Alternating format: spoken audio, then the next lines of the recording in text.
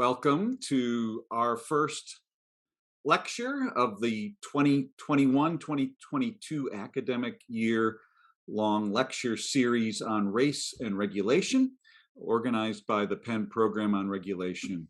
I'm Kerry Colanisi, the director of the Penn Program on Regulation and a professor at the University of Pennsylvania Law School.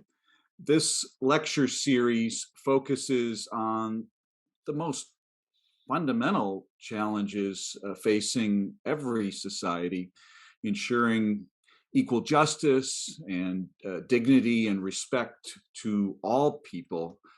And the series is motivated by two of the most pressing questions that follow from this challenge today. How does law and regulation create or reinforce structural racism in society? And how might law and regulation serve to counteract white supremacy and advance the cause of racial justice? And we look forward to exploring these questions today and throughout this lecture series by engaging with the latest and most important academic research on race, regulation, and their intersections with each other and with other facets of society. We do know that regulations can shape behavior and affect people's lives, and that those effects can be shared unequally. They do not fall in equal measure across all segments of society. But compared, I think, with other research on regulation, far too little work has focused on the distribution of regulatory impacts or on their equities or on how that distribution and equities can be rebalanced and made more fair. Advancing racial justice calls for all of us who work in or who study regulation to understand better how the racial dimensions of regulatory systems and regulatory institutions affect society. And I'm pleased that in offering this series, the Penn Program on Regulation has been able to partner with the University of Pennsylvania's Office of Equity and Inclusion at the law school. And we're pleased that this lecture series can also be part of the law school's overall Achieving Racial Justice colloquium. And most of all, I'm especially excited and extremely honored today to introduce our lecturer, Chris Brummer, who is the Agnes N. Williams Research Professor at Georgetown University Law Center. And it's fitting that our inaugural lecture in this series will be delivered by one of the nation's most creative and knowledgeable scholars in the field of financial regulation.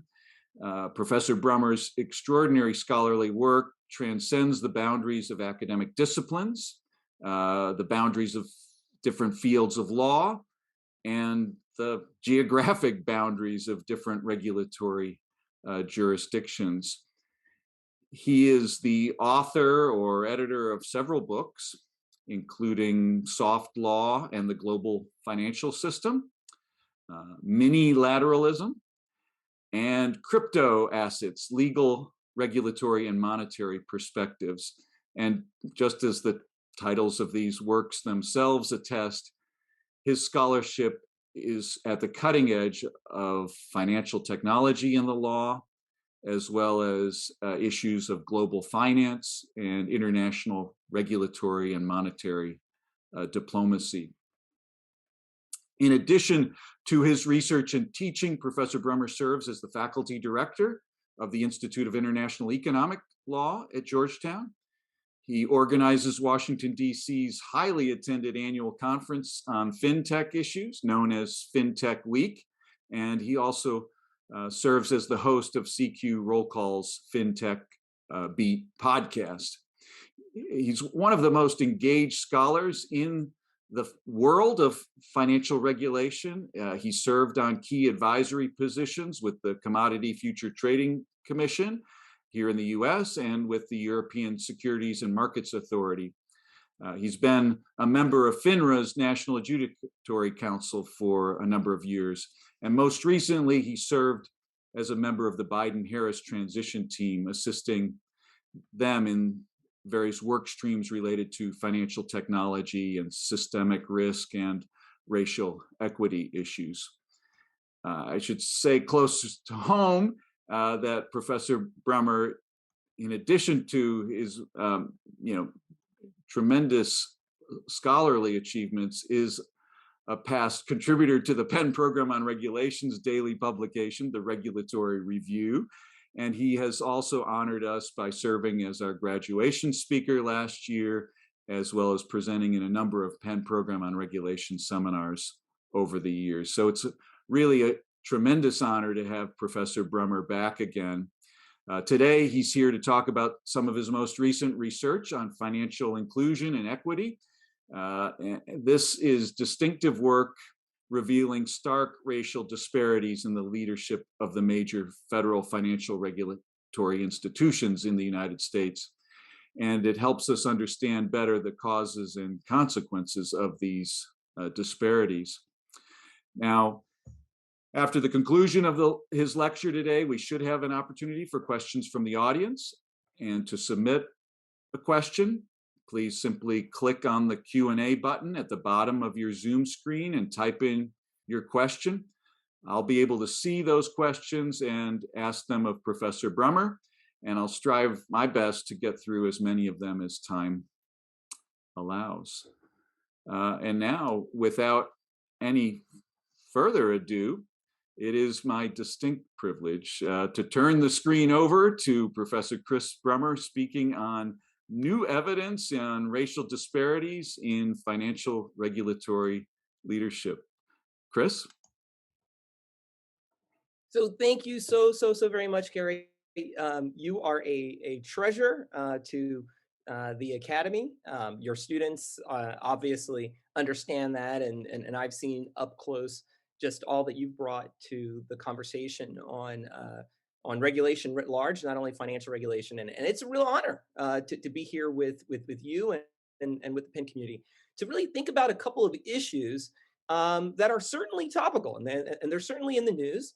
And they go to the heart of not just capital markets and financial regulation, but really overall larger questions about our imagination, our policy imagination about what do we think about our economy? What do we think about financial markets? And where do those ideas come from? Now, the comments that I'll be presenting today are going to be really a little bit of a running start of sorts. And I'm going to walk you through some slides. And the slides are at first going to center on some research that made some headlines last year and that some people are already somewhat well versed in. But for the students in the audience, I think that they'll find this really interesting, and it adds and provides a useful springboard for some other larger and probably uncomfortable issues relating to not only financial regulation, but also the larger discourse on corporate and business law and our own failures in the corporate law academy. Just as a sort of a preview of where the conversation is going, this is not an exam. There are no hidden balls here. I'm going to sort of provide a general arc of what the history of financial regulation looks like from the standpoint of racial equity and representation, most notably sort of the history of Black representation amongst our country's financial regulators. And then we're going to look at different kinds of theories as to, well, why is that the case? And where we're going to ultimately tread and the kinds of ideas that we're going to think about are, especially recently, the increased reliance on your law professors, on corporate law professors, on business law professors to staff some of our regulatory agencies. And when looking at the demographics of the corporate law professoriate, to ask some questions about, well, what kinds of outcomes are we likely to expect against the backdrop of the historical norm, which is unfortunately not all too flattering. Okay, so with that, because I am a technology whiz, I will take the extremely difficult but often messed up step of switching to PowerPoint so you can look at some of my slides. And again, a lot of this is going to be, at least at first, a bit um, of a running start. Uh, the original iteration of this paper was called "Where Are the Black Regulators?" or really, what do the data reveal about the absence of Black financial regulators? And it was a Brookings report that was covered extensively in different media. And in this iteration, because we're going to have lots of new charts, I want to add this additional line, not just where are the Black regulators, but where are the Black corporate law professors? And you'll see why this is relevant to this larger question of financial regulatory leadership. Now, for the students who may not be as familiar with financial regulation and who may instead be much more familiar with, say, economics and macroeconomics, financial regulation is really important, and it's often an overlooked truism that it is important for everyone, including African Americans. Financial regulatory policy, for those who have taken courses like um, corporations, securities law, bankruptcy, antitrust, and the like, you come very quickly to this understanding that it helps to frame policies that determine how trillions of dollars in US assets are regulated, how capital is allocated in society, and at what cost. Financial regulation helps to determine the extent to which corporations should serve priorities other than shareholders, and what kinds of disclosures they should make about everything. And increasingly, as we're seeing even in the SEC's docket, the demographics of different kinds of issuers of securities, and potentially even some aspects of hiring practices. Financial regulation helps determine how investors are protected. And critically, it also determines the terms with which investors, entrepreneurs, and other stakeholders can access economic opportunities. And that's something we'll get to a little bit later. And I just want to highlight that, especially at a time where we're talking about and where we're trying to tackle as a country persistent issues of racial wealth inequality. And then finally, financial regulation helps determine who is afforded taxpayer backed financial assistance in times of economic distress, something we've become very familiar with during the pandemic. And it also helps determine those individuals who are charged with implementing critical legislation that, in many instances, although certainly not always, but still can have a very significant impact for African Americans, including the Fair Housing Act and the Community Reinvestment Act and the Equal Credit Opportunity Act. And I just like to sort of spend that a little bit of extra time on this slide because it's very rare outside of certain instances where financial regulation is quite explicitly being designed to address longstanding inequities that people really think about financial regulation as being something where very disparate and different groups have a very real interest in that, and that the stakes involved in conversations can have very different ramifications, implications, and really they're just seen differently depending on your own life experiences. And I want to emphasize that this is the case even for financial rules and regulation that are neutrally, or excuse me, that are facially neutral in terms of their racial undertones or objectives. And the second slide is a picture of the wonderful and the amazing Sharon Bowen. And this slide is basically get at this idea, like why Black regulators and academics matter.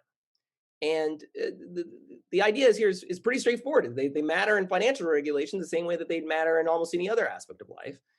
Here specifically that financial rules in this particular instance, are designed with assumptions made about the people they are intended to protect or support.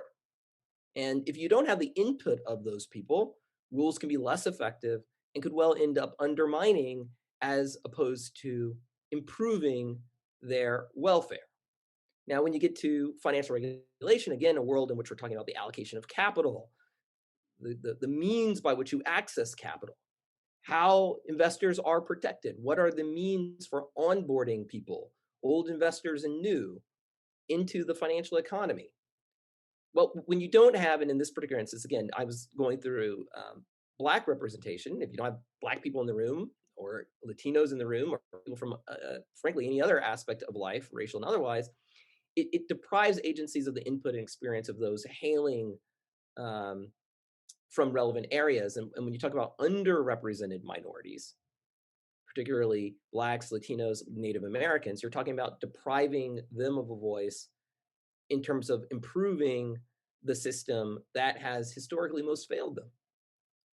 And without a diversity of experience, regulatory priorities are most likely to be skewed or uninformed, and regulatory approaches can end up serving a narrow sliver of society. So the original iteration of the research had two questions that were part and parcel, and we tried to kind of tackle. The first is, what has been the historical representation? What has it been for Blacks in financial regulation to the best that we could identify? And then as of July 4th, that was my sort of due date of 2020, so a year ago, what was the current status of African American participation in regulatory agencies? So I decided to take a snapshot just to look at that day of July 4th, 2020 to get a sense as to how broad Black participation was in financial regulatory leadership. And I want to stress the word leadership. Um, the methodology for that report, and this is important, I wanted to look at who's in the room when it happens, to paraphrase the Hamilton musical. And I want to know who's actually crafting policy. And to do that, we looked at past appointees for that first question. We looked at everything from agency maintained lists that all your regulatory agencies provide. We looked at background information by looking at everything from employer websites and LinkedIn. You'll see that we go through political affiliation, and we went through obituaries, curriculum vitae, your CVs, your archives of political contributions and the like, to get a sense as to the politics of the Black regulators. The list is really short, as you'll see, so it wasn't that much work. And then senior appointees and policy advisors were identified through, again, organizational charts and governmental web pages. I want to, again, stress, we were going for policy leadership. I want to know who gets to craft, from a leadership position, financial regulatory um, uh, policy. And so I excluded in my numbers people coming from IT, admin, minority affairs, the ombudsman, affairs, legislative affairs, communications, and even general counsels, right? My research focused on those individuals who had to go through a confirmation process in order to be the leader or a political representative at a major financial regulatory agency. And by financial regulatory agency, I was looking at those that deal with capital markets. So the Securities and Exchange Commission, or banking. So the FDIC, the Federal Reserve, the Comptroller of the Currency, which is the national banking regulator, the derivatives regulator like the CFTC. I want to focus on the people dealing with the money, and to see who gets to devise the policy in that space. And those individuals who emerged from a political process, and those who were immediately hired by them. So either the political appointee, or, as you'll see later, their immediate deputies, to get a sense also as to, well, once you get a political appointee, who are they hiring once they get into office? I'm going to start to accelerate a little bit, because I think some of the other information, the new information, is going to be pretty eye-opening. But we ultimately identified, out of 327 regulators, 10 Black political appointees, starting with Andrew Brummer to Rodney Hood. And you can see that list there as of July 4th, 2020. So this is less than 3% of all regulators were ever Black. You'll notice that they are hardly ever the heads of financial regulatory agencies. The numbers are kind of interesting, because there are more Democrats than Republicans, but when it comes to the heads of financial regulatory agencies, especially when you look at Rodney Hood recently, Republicans have actually, at least recently, done better than the Democrats have. When you're going to look at your confirmed appointments, at a per agency level, from CFPB down to, again, all of the relevant financial regulators, different agencies have different ages. Older agencies have had more appointees than others. But here you can get a sense, the relative sense, as to what the percentages are like in terms of who's been appointed to which regulatory agency.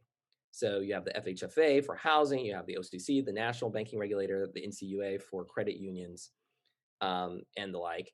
And it's not a pretty picture as of July 4th, 2020. I then also, again, for July 4th, 2020, I wanted to look to see to what degree um, the political appointees had any Black people in their senior staff, right? So maybe, like, trying to be a little bit optimistic here, it's like, well, look, it doesn't really matter, perhaps, what your background is, because depending on their ideology or wherever they're coming from, once they get into office, maybe then they're appointing at least one or two Black lieutenants. And as of July 4th, 2020, that number was pretty bad, and it was uh, that the entire percentage of Black staff was only a little over 4%. I'd also done an interesting comparison of that at that point in time, looking at both the Democratic and the Republican commissioners to the agencies at the SEC and the CFTC. And what you saw was that there was no ideological upshot.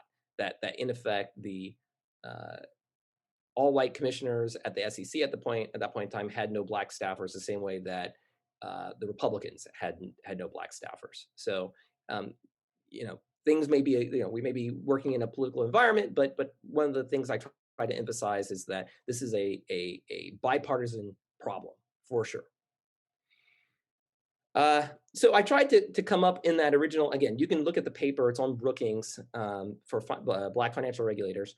But I want to then go through and say, well, what are the different causal explanations for this, right?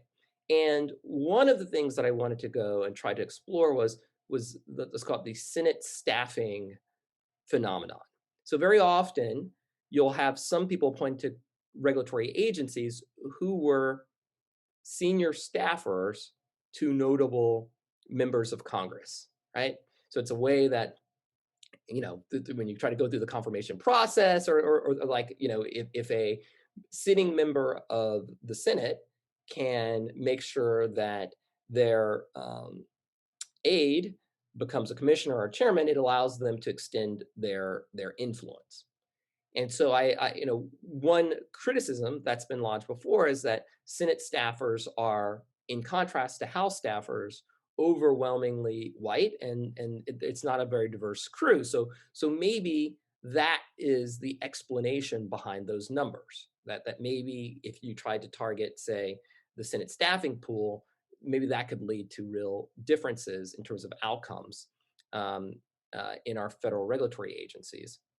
And what we did when going through the data, and again, you can look through the report, is that for sure, Senate experience was significant enough to have had an impact, or at least a correlative relationship to a good number of positions, but it wasn't such an overwhelming number so as to be fully explanatory, or frankly, even convincingly explanatory in and of itself. So in other words, it would help to be a Senate staffer, but it certainly didn't answer all of the questions as to why, because even when looking at uh, uh, both the non-Black and Black financial regulators, as you can see, they're only 15 and 20% respectively of those nominees had Senate experience. That was not in and of itself a fully robust explanation for the dismal outcomes in racial representation.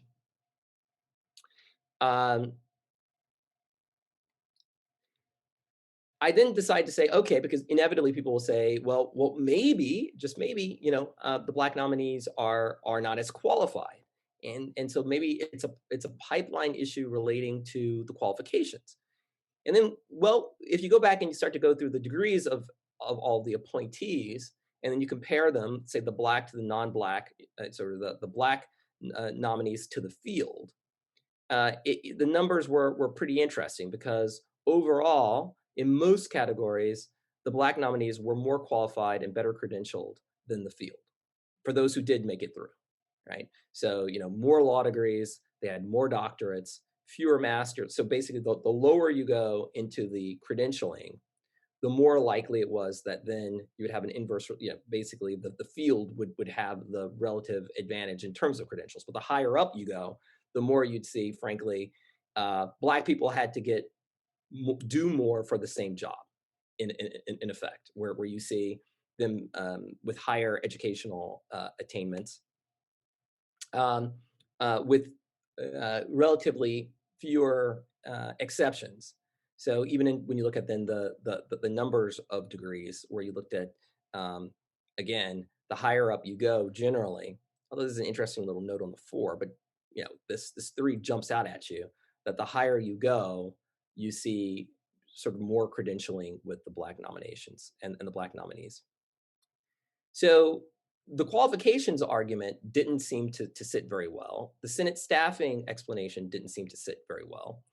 And so then I towards at the end of that report, I decided to just sort of throw out other kinds of theories.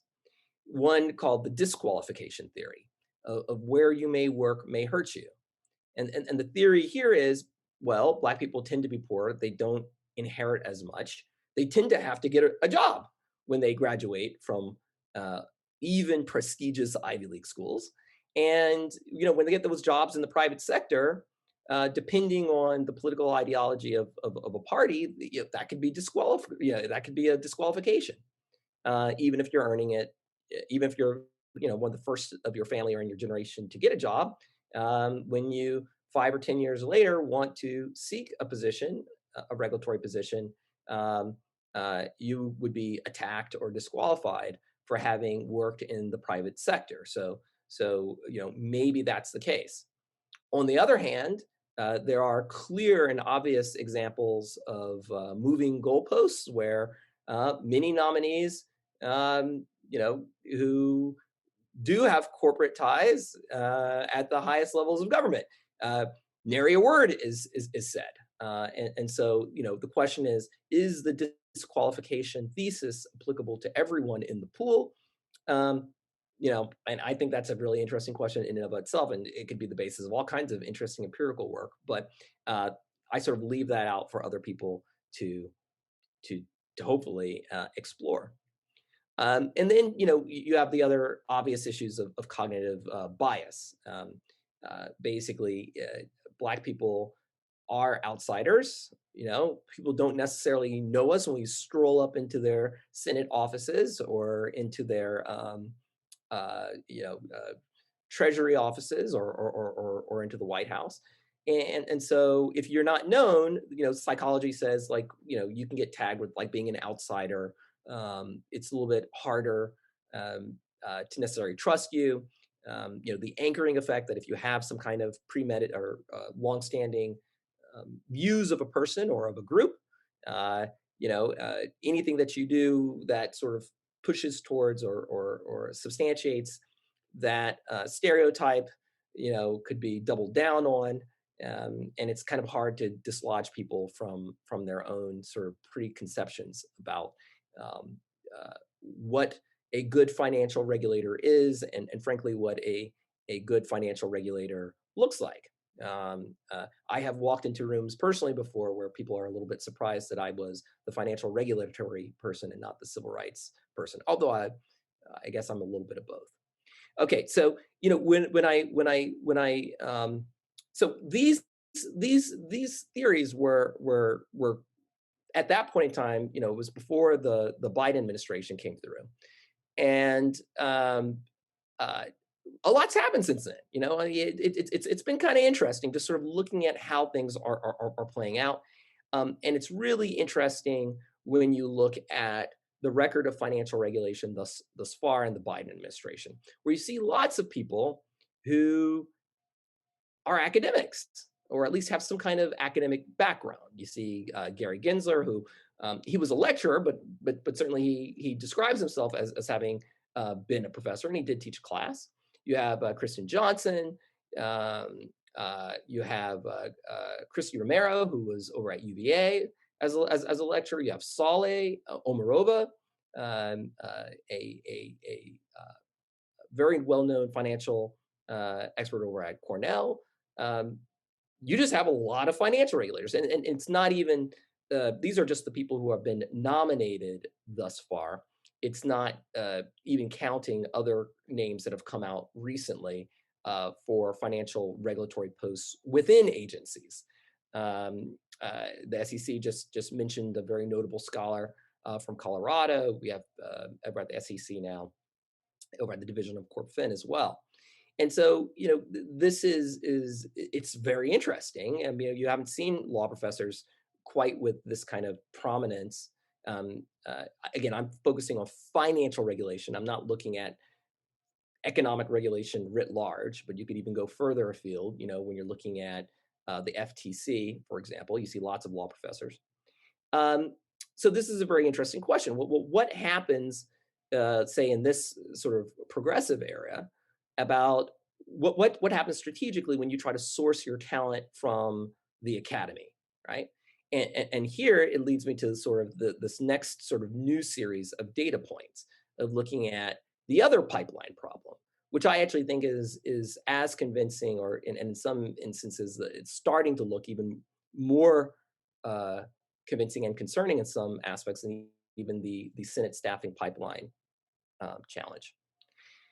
So this is like brand new stuff. I'm still trying to, I don't have the same degree of certainty that I did, when I unrolled my Brookings report. I had, every single time people said, well, what about this person? It's like, that's not a policy leadership job. I know you want to show me your IT person, but that person was not running an agency. This is a little bit more of a work in progress, but I do think that the numbers are close enough to give you a real sense as to some of the uphill challenges of sourcing from the corporate law departments. Quick note on the methodology, because we depended a lot on the AALS report. I'm going to take you through some numbers, first focusing on the top 5 universities as ranked by US News and World Report, looking at their corporate law departments. And then I also did a quick overview of all of the corporate law professors and the Black professors in the country. And these numbers will be pretty startling for you. And I want to keep this in mind because a lot of time regulators depend on the academy for ideas, right? Like we're like the raw material from which they draw their policy. And in this case, we're in an era where we become regulators ourselves.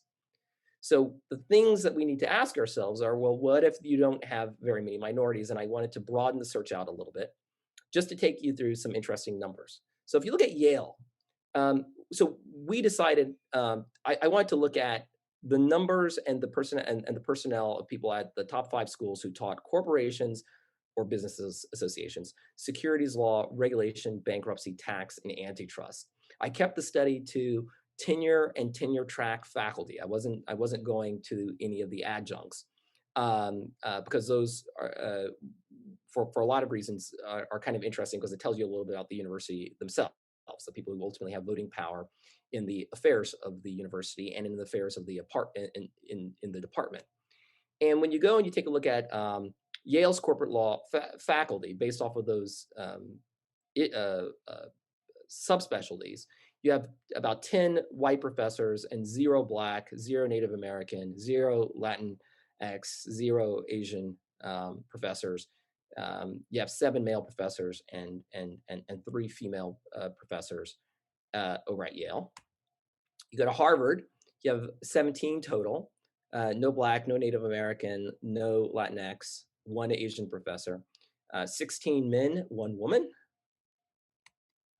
Stanford, 14 professors, 0 Black, 0 Native American, 0 Latinx, 0 Asian professors, male professors 13, female professors 1.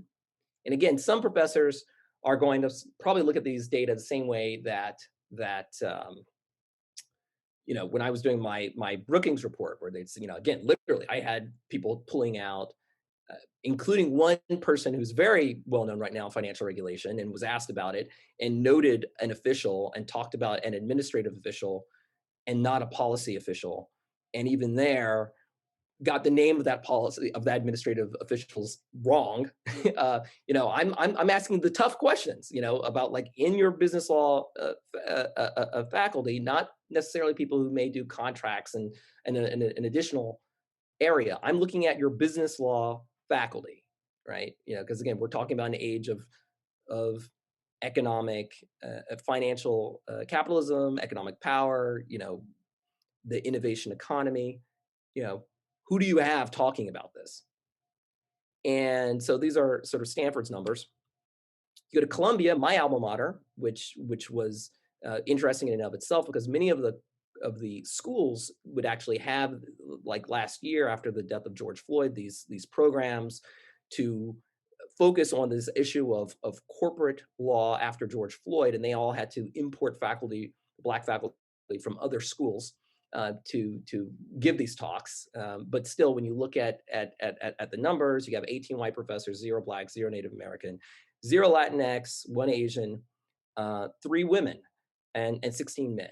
Right. So this is the universe of the elite law school faculties. Now, again, it's useful to highlight this because, and I think I may have one more, Chicago. So a little bit less surprising for lots of different reasons. 9, 0, 0, 0, Asian 2, female 1, male 10. It's useful because the New York Times and other very venerable institutions have focused on the econ departments and the lack of diversity in economics departments because of their spillover effects in terms of economic policy, particularly at the Federal Reserve. The theory being that in a world in which there are not many minorities and women, if then when trying to staff positions over at the Fed, and if the schools aren't producing many PhDs, and if there's little representation on these faculties, what does this mean for the quality and for the ideas of the scholarship that ultimately enters the economics profession? I think that when you look at just the top 5 schools, which tend to sort of dominate norm setting in the academy, similar kinds of questions arise both normatively within the academy and also have other spillover effects when you think about a world in which law professors and corporate law professors comprise the primary pool from which regulatory officials are ultimately being named.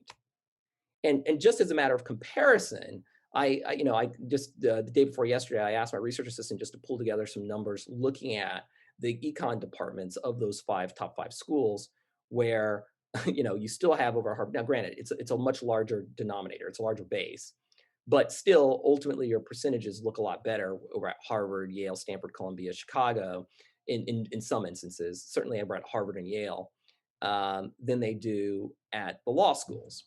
And what the driving point here is that elite corporate law has a bigger problem in diversity, arguably, than elite econ. And that has a real impact on the production of scholarship and the production of ideas. Now, these, and I stress preliminary observations because the numbers from those top 5 are a lot easier to get than the more general data, in part because unlike the top 5 schools where we can just go to the web pages and look at their personnel, it's a little bit trickier when you're trying to where you're dependent, at least without any more time. And it's a lecture, so you go with what you've got to look at the numbers. I just want to go through 1 or 2, and then I'm going to pass over for the general Q&A, but I think these are really important.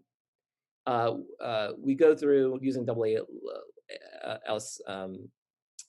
data, and I'm able to sort of at least estimate that about 2.5% of corporate law professors are Black. Then we went through a really interesting idea of just sort of looking at, well, what percentage of the scholarship in the top 5 schools, when looking through Westlaw publications, what percentage of the total publications from the top 5 schools address race coming from the business law faculty? And we had 3.96%, and it's interesting because Ian Harris is this huge outlier. He's pretty productive, and he's very interdisciplinary. And you take him out, and it goes to 3.1%. And then if you look at the Black corporate law professors, they tend to think about race a lot more, even when knowing that given the political economy of a law school where you're constantly thinking about sort of moving to higher ranked schools, if the higher ranked schools aren't thinking about that, and if they don't think that that's really part of their work, there are consequences, likely professional consequences that they have to at least try to navigate. So ultimately, this ends with a couple of hard questions. Again, both for and from the larger academic sort of corporate law world, but also for the larger policy world. Number one, does drawing on academics and the corporate law academy lead to less diverse outcomes for regulatory positions? Thus far, the Biden administration has failed to live up to its ultimate campaign promise of ensuring that their financial regulatory agencies would reflect America. I know because I drafted it, and you don't see Native Americans, you don't see Latinos. Kristen Johnson being the only nominated person thus far, you just haven't seen that focus. One question is, well, what happens when this is your talent pool? And would looking at state and federal office holders and regulators, along with, say, CEOs of minority depository institutions, CDFIs, community banks, other experts, from Wall Streets to MDIs, would that both professionally diversify and also racially diversify your talent pool? Secondly, does the exclusion of Black and brown academics from top corporate law departments impact the direction of policymaking and the very policy imagination? One of the things I've always stressed is that there is a tendency, it's a bipartisan problem, to talk at communities of color and not to let those communities speak for themselves and from their own experience. What does that mean, even for good-natured people, when you don't have people from those communities talking about things like economic power and what, frankly, capitalism should look like? Does diversifying the ranks of the far left and the far right necessarily involve less personal and ideological rigidity and purity? And if so, does this create other structural barriers for Blacks, Latinx, and Native American participation in financial regulatory policymaking? In short, if you're ultimately knocking on pools that are rather homogeneous, and you have to go and reach individuals with more diverse professional experiences, and as a result, potentially less homogeneous and pure ideological views as per the extremes of the party, does this ultimately end up with outcomes that lead to a less representative regulatory makeup when looking at the underrepresented minorities in the country, the Native Americans, Blacks, and Latinx? And these are uncomfortable questions. These are hard questions, but I think that they deserve serious study. Tried to do a little bit myself with this, and to the extent possible, a serious reckoning. And they're not popular. It's no one likes to go through these numbers, but they are numbers that tell us a story that's not very flattering. And I think that we in the academy, we're very good at analyzing the world, but sometimes we should probably take some of our analytical rigor and do a little bit of introspection. Well, thank you very much, Chris. If we were gathered together in person, we'd have a rousing round of applause. And I can hear it now. I can hear it now. I want to thank you. I'm imagining it too, and everyone is thinking, I hope, about these hard questions that you have raised for us. We're very grateful to you for doing this work and asking these tough questions, and I hope we will inspire others to take and follow the path that you have laid out for us here. Yeah, can I go ahead. Say just to that, since it is for students. I think it's really important for the students, to understand that these are issues that you have a dramatic stake in, no matter what your background, and that these questions go to the heart of not just fairness but also rigor. And as a scholar and as an academic, you can look at it and to say a lot of the stuff that we do as policymakers and even as academics, it's not nearly as rigorous as we think it is, but because it's not really getting road tested the way that it should be. And for those who are watching, I mean, you can be very much a part of that solution, not just in terms of becoming an academic, but just uh, becoming more versed and taking time to learn certain aspects of the financial economy, because the opportunities are limitless, and you can make an extremely big mark if you can bring something to the table that isn't at the table. And I think that what the data suggests is that there's a lot that's not at the table right now, and there's a lot of opportunity for some to make a very outsized and very large impact. Let me remind members of our audience to feel free to put comments or questions in the chat. One comment that appeared that I just wanted to share and quote was, quote, "This was a fascinating presentation by a tremendously thoughtful and engaging speaker." And I want to echo that as well. One question that comes to my mind, and I just want to put it out there, Chris, to see if you have any thoughts about two possible factors here that might be at work. One is sort of just perhaps less visibility to financial regulatory agencies. So when presidents come in and say they want a cabinet that looks like America, right? We've heard that phrase time and again. Maybe it's easier to accomplish that goal, with just looking at those, limited number of agencies. And then for whatever reason, because there's less visibility, less political pressure, they feel less urgency to really do the work needed to make a more representative set of financial regulatory agencies. And I guess the second thing I just toss out there is, how much do you think the Senate confirmation process, presidents are looking to that, and race factoring into just the viability of getting through the Senate process? Well, with that last question, Mhm. I would suggest that they're not looking at all.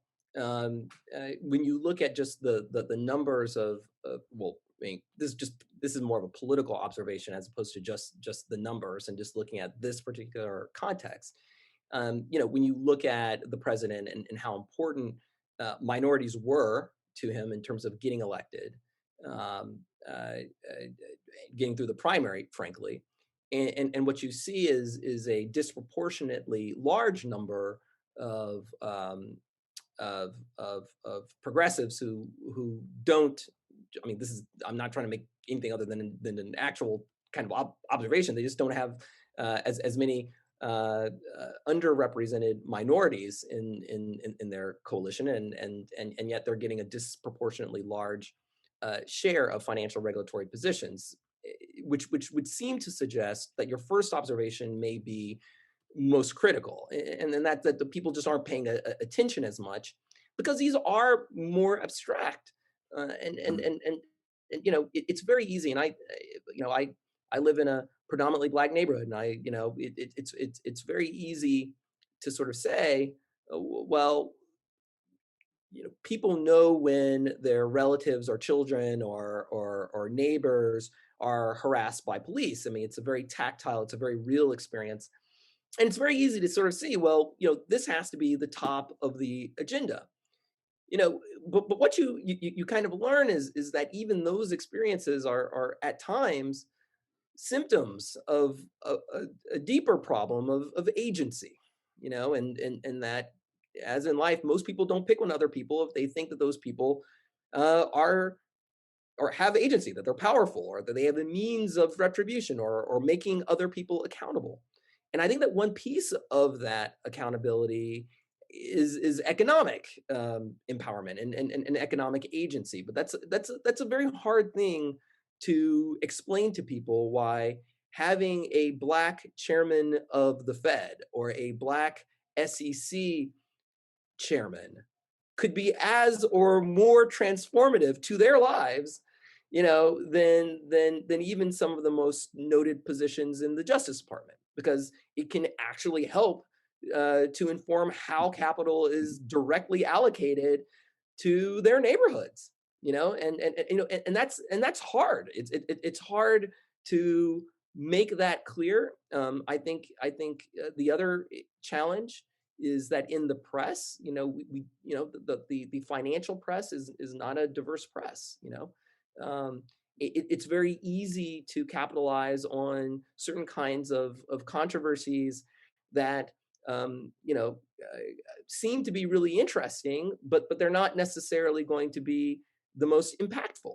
And I think that certain kinds of very important conversations that could be transformative um, are often lost. I kind of look and I think to myself, well, when you look at our major newspapers, is there a black commentator or Latino commentator or a Native American commentator on economic and financial issues?